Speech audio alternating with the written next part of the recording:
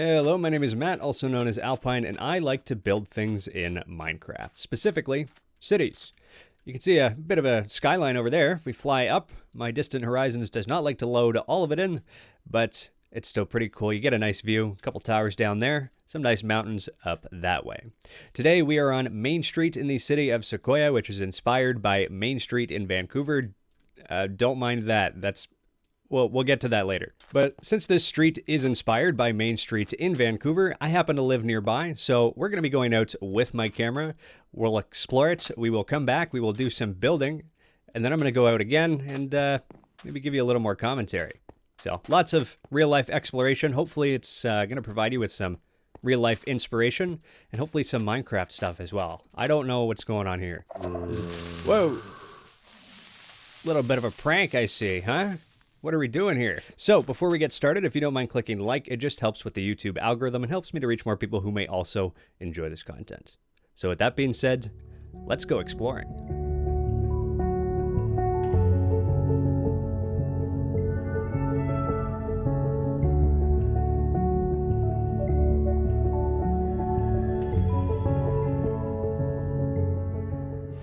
How's it going, everybody? I have spent some time in the coffee shop right out there doing a little bit of sketching, but we are here on Main Street in Vancouver, and we're going to be exploring it using my fancy drawings here.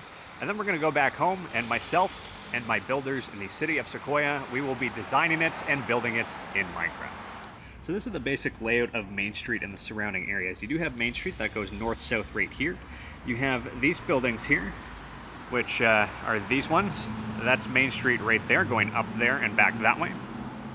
And then you also have these east-west side streets, which in this particular case are these ones right here. Then you also have, where this van is coming out, a laneway that crosses all the way over there. That is to access your underground parking garages for the residential units in these buildings, which goes right back here, and also for garbage trucks and recycling trucks to come back here and pick up the dumpsters. So let's go for a little walk. So here we go. This is a laneway behind a building on Main Street. You can see that sometimes you do have some residential units with little yards back here. Other times you will have exits to staircases. You will have the entrance to an underground parking garage. And then other times you just have areas for parking where you're loading or unloading, and occasionally, either in here or in that one over there, you will keep your dumpsters for your garbage and recycling.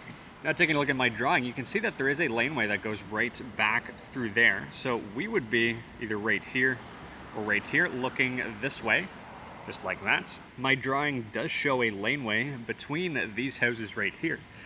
But if we back up, here's one house, here's another, and there's no laneway.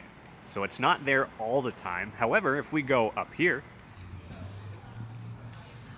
we can see that there is indeed a laneway, and it looks a little something like this. So we are right where my thumb is, and let's go walk down this laneway just to see what it looks like. So in these laneways, you'll notice that there's a lot of garages. Sometimes it's a little bit open, just like that, where you can park a vehicle. But the great part about a laneway is all of the garages in this neighborhood are on the back of the houses instead of on the front. This way you don't have to worry about cars blocking your driveway because all of the garages are on the back. A lot of the times you'll see fences, more garages, and then of course your compost, recycling, and garbage. Now if we turn back this way and look here, we can see it just ends with a building. So that's what the layout looks like. I'd like to show you some examples of some actual builds and how they're laid out individually. So this one is a bank, which is across the street, so let's go take a walk. This is what it looks like when you are approaching Main Street from the side streets. You have the commercial units on the corner, a little sandwich shop coming soon, and then oftentimes on these side streets you get the entrance to the actual residential buildings themselves. Okay, so example number one, this bank on the street corner is based off this RBC right here. So this bank is on a street corner. It does cut in a little bit here. I really like this concept because it allows people to feel a little more welcome going around the corner.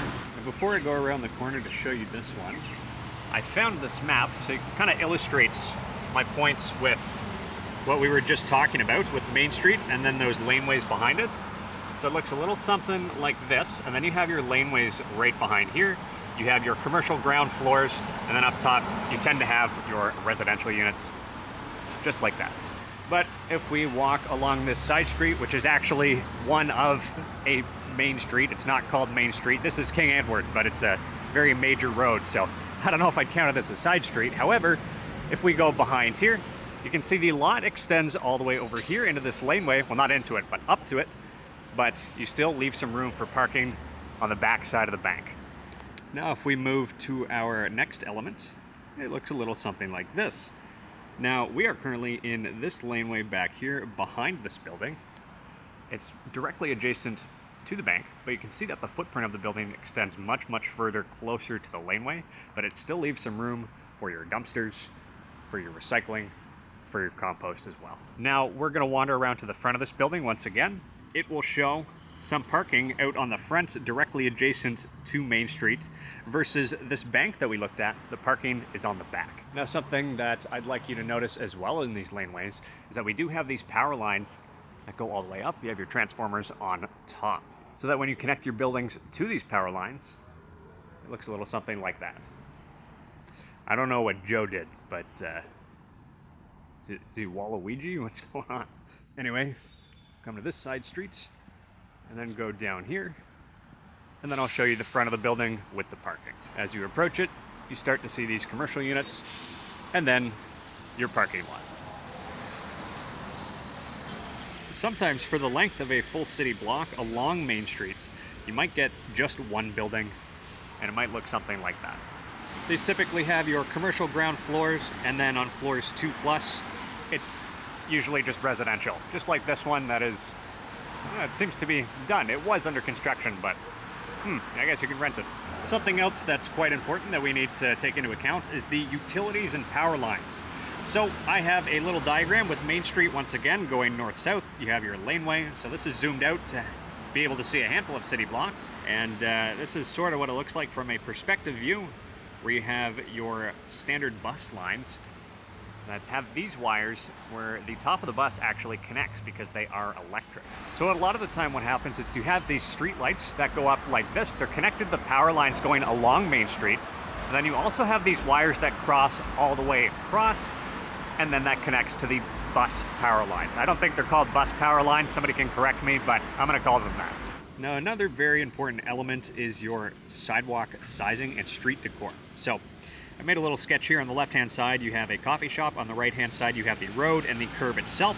But in the middle, you can approximately see the proportions that I would use if I were to build it in Minecraft. So in the middle, I typically like to have my sidewalks as 3 wide. Then on either side, you have 1 block for decorations and then an extra block for the curb itself. Now, oftentimes what'll happen is cities will actually extend their curbs, well, sidewalks out a little bit more. So the size I just showed you was from about here to here. But you can see that it sticks out quite a bit more, and there's a reason for that. If we look back up this way, you can see we have the sidewalk over here, and then this extra space here, where you have these bus stops, and then up here, and way down there, that's a nice Porsche. But way down here, you can see these cars that are parked on the side. So it just gives you a little bit extra flexibility as a city planner.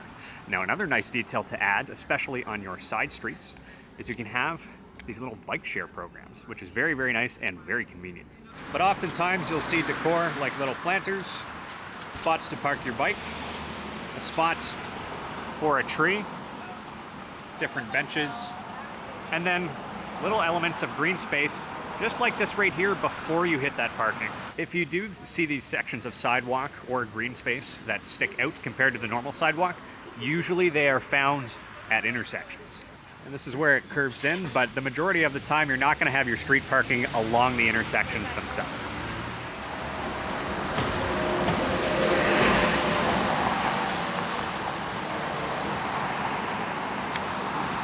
So let's go for a little walk and look at the variety and shape of the buildings.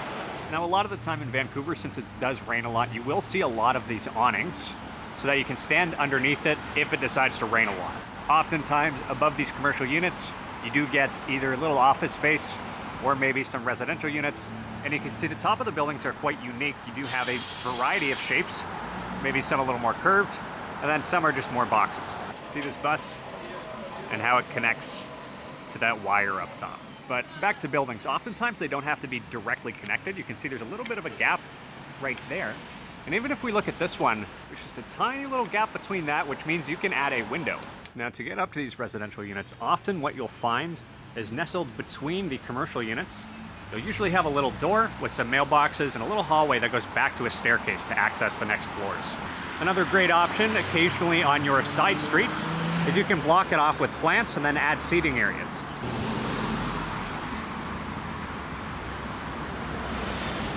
What you'll also notice is that in the same building, a lot of the time you will have more than one commercial unit on your ground floor.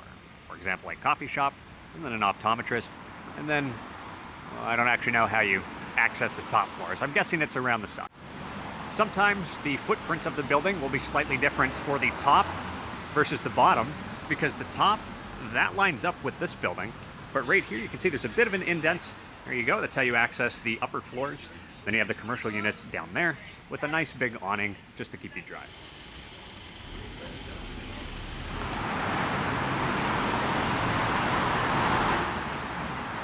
Here's another entrance to the upper floors. Now, this city block is a little bit different than the drawings that I showed you because we are currently on Main Street, but you can see there's a laneway that goes directly back in there without going on a side street first, which I think is quite interesting. But back there you can see the entrance to a parking garage. Not sure if it's underground or not, but you get the idea. Here's another street corner and side street. You can see that once again there is a bike share program. We are 2 blocks down from where that previous one was. And sometimes down these side streets you do have a commercial unit, but then down here you will also see a secondary commercial unit. Now this one is adjacent to a laneway. You can see there's a slightly different design for these power lines. But back down there, you do have a little bit of parking. So let's go check it out. You do have some utilities and some doors to the business itself. And then further back here, you do get into the property line of a brand new building. This one decided to reserve this back space for the length of 1 parking space. Now, this is quite interesting because it seems like it's almost a residential garage, but you can probably see with the difference in age of all of these buildings, there is quite a history to which ones have been renovated. Maybe some of these were residential properties at one point. I don't know. Now, this one's quite intriguing to me because up there, I can tell that these are residential units, and then there's definitely a commercial unit on the bottom. But there is a garage back here. I don't know if it's used by the residents or who actually uses it. But on the back, adjacent to this laneway, you can see that they have their garbage cans and recycling. Now, this is behind one of my favorite stores along Main Street called Welks. You can tell it is Welks because it is the pink one, but I'm quite curious about why there's a chimney there. It's very interesting. There also seems to be a kind of half basement. Now, there's stairs there, but under here, there's a door there with no way to actually get there. Now I'll walk around the front here in just a minute, but this is the side of Welks. You can see these lights. Now this is quite interesting because you do have this wood panel, but if we come along the side here and look at the side elevation, sort of, it's actually sticking off the side of the building and not actually integrated into it. Now something that's very common, especially on flat top commercial buildings, is this right here. This is called a parapet. So usually in Minecraft I make these about 1 to 1.5 blocks tall. So we'll take a quick walk over here. See the lights down there. This nice awning that sticks out so that if you want to stand right here, you can stay nice and dry. Now here's another idea for you. You could have a building that is kind of falling apart and then maybe they're redoing it. Or maybe you just have an empty lot like that one hiding behind all those vehicles. Now, there's lots more details that we can and will add. For example, your little parking station things. Then up top you do have your banners, but we'll leave that to Minecraft.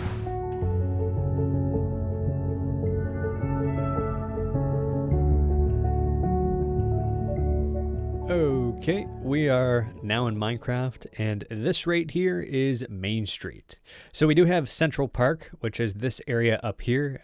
We've decided not to put any buildings directly on the park just yet, because I'm not quite sure what we want to do. But this is sort of what we're doing here. So this is that building at the corner of Main Street and 24th/King Ed. I did originally place a sign claiming it, but I may leave that open. And here are some of the plots. So kind of the idea here is you should be able to combine them if you have one that does not fit into this criteria. So each one of these are 13 wide. So we'll see how it goes. All right, so the builders are going to get started here shortly, myself included, but something I have to do. You can see this terrain is still the exact same slope as everything here. So basically I need to make this look a lot more linear. So I'm going to get started.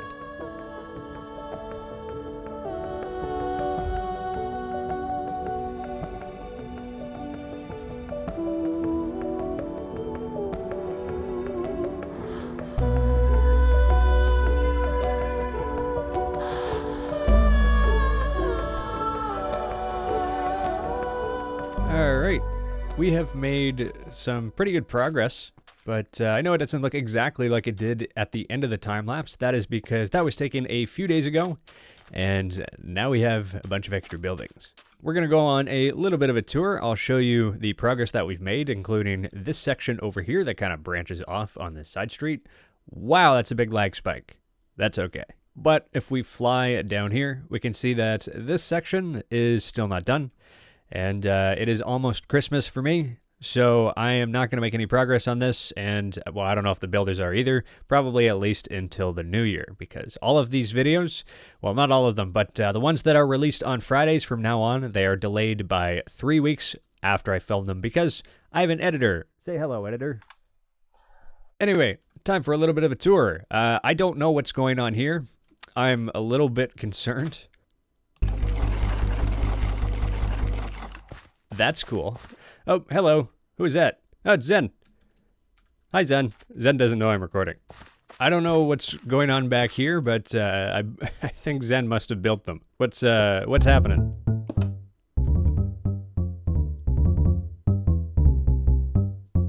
All right, that's enough of that. We're just going to leave that for now. This seems to be an AFK trap. If you leave your computer on while on the server, and then we just put you in a giant fishbowl.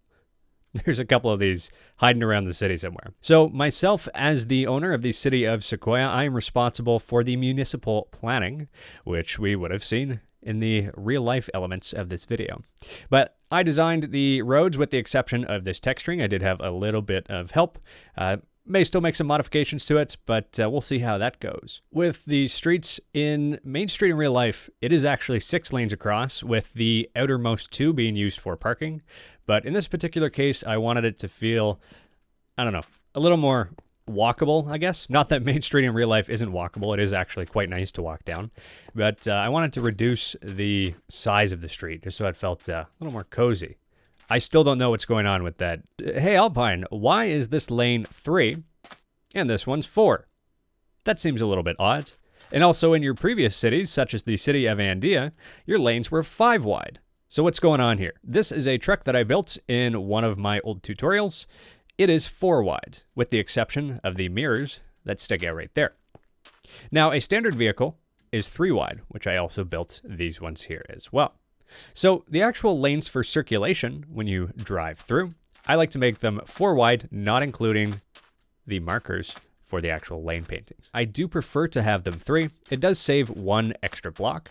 Then you have the curb here, but it gives you enough space to park your vehicle. And then if you have a big truck like this that does need to go off to the side, yes, it will stick into this line right here, but it's still technically not in this lane, so I think it's okay. Now, this bus, I believe, was made by Beppis, but it is 4 blocks wide, which is very cool. So as we talked about in real life, this is some of the infrastructure that I have added. Now, this was designed by one of our builders, Matta Arch. Matta will be in the comments. Make sure to go check out his YouTube channel. But he designed this very beautiful streetlight for us. And if I change it to night, we can see that I have actually added a light block right underneath here. And to give the illusion that this light is actually hitting down on the streets, you actually go down here and place another light block, which I guess I've put right here. I've also gone around to all of the vehicles which are not parked and are currently driving, and I've given them light blocks just as headlights. So if we fly up here, it looks a little something like this. Now I've gone ahead and done the same thing on this design. I believe this traffic light was also designed by Mata, but I could be wrong, but I'm pretty sure he did. But I kind of redesigned this post here to match the ones on Main Street, but I also added these light blocks. But you can see everywhere that I have placed it. So you have one right underneath there, and then you go down here and it kind of looks like there's actual light coming out of it, which I think is pretty cool. A couple right there, little motorcycle there, which I very much like. I think it's important to decorate your city for night as well, because, you know, if you have survival or adventure players going around your city, then, well, you're probably going to have the daylight cycle on, so it's definitely good to add light as well. Now, as you can see, there are a handful of details down here. This one, I believe, was made by Ewan or somebody else. What's going on here? Ewan's Pizzas, Canada's Moose. I don't know how that's relevant to pizza. This is a spot where you can park your bike and then you can lock it up. And you have a little spot for a tree. And all these trees are designed by Rainy. You can buy his trees on his Patreon, by the way. He's been very generous and donated these trees to Sequoia. He's also the one that made this map using GIS data, which is 3D satellite data, of Vancouver, British Columbia, which is very cool. When you actually walk down Main Street here in Sequoia, and those buildings are going to be moved out of the way, but you will be able to see a very comparable view to what it actually is in real life of the mountains. So maybe not in this video, but in another video, maybe I'll have to show you a comparison. Anyway, there's a lot of variety of trees. Looks like an evergreen here, and then a couple more bushy ones like this. This one over here is a little tree that I designed for one of my other videos. It's supposed to be like a very young tree, and then this is the plastic wrap around the bottom. It just kind of helps it stay upright, I guess. Maybe there's some like mesh or something. I don't know. What do I look like, a treeologist? It's very important that you pay attention to where you're actually putting your trees and what kind of trees you're going to use. So in this particular case, I may decide to move this street light slightly that way so that I can fit a larger tree. But if the context was that this one was right here and we're going to keep the street light, then I would have to have a relatively thin and tall tree rather than a bushy one, because I don't actually want it going into this street light. So you just have to be careful. But there are a lot of cool buildings in here. There's obviously some that are more finished than others. Work in progress. This one is by Beppis. This one is by Tibber. In a minute here, we'll go back out to Main Street, and I'll show you a whole bunch of these buildings in real life, too. This one is a restaurant that is closer to Broadway on Main Street. Pretty cool. It does have interior, I do believe. There you go. Looks pretty cool. I was actually here a couple weeks ago. It's pretty good. And yeah, I really don't know what's going on with this one. I don't think we're going to keep it. Although there may be little secrets with how we decide to preserve it. This is also quite an interesting building. There's some cool interior going on here. Look at that. What do you sell? Is this the gift shop? Where'd it go? SQA Gifts. SQA stands for Sequoia, by the way. There's some pretty cool artwork going on here, too. We are at El Pino. Is that me? Is that Spanish Alpine? I don't know. Yeah, you got a little spot back here as well. And then a nice view of the Beppis & Co. building hanging out there. A couple super talls hanging out in the back. But if you want to learn more about that, go watch my previous Sequoia video. This is built by Mata Arch. Lots of cool stuff here. Once this is more substantially complete, I mean, this building's done, but once this is more substantially complete, I might have to do a more in-depth tour. I kind of want to...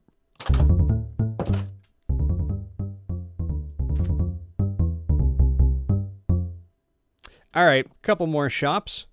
Pretty cool. Then you got some rooftop HVAC. Some more cool stuff going on back here. We may need to move this dumpster. I don't think that's supposed to be there. Although he did say in real life there is actually a dumpster there. So I said he could keep it. But anyway, this is my building. Work in progress. It's a little bit bland on this side. And I do need to add some lights on the side here. Over here you have a bank, which is quite cool. Little parking in the back, as we will talk about, or did talk about. I really like the variety of the actual shapes of the buildings. So one of the ideas with this area that I told my builders is if you want to combine plots to make builds like that, feel free. Because there is a wide-ranging size of buildings in real life. So that's kind of what I did with that as well. Interesting texturing, and then you got a little bit of greenery growing here. Whether or not that's good for the building, I would argue no, but it's a very great detail to add in Minecraft. Lots of cool stuff going on back here. I like that you added a tree. Nice detailing. Yeah, it's pretty cool. All right, so now let's go out in real life, back onto main streets, and maybe see if we can find some of these buildings and check them out. You ready?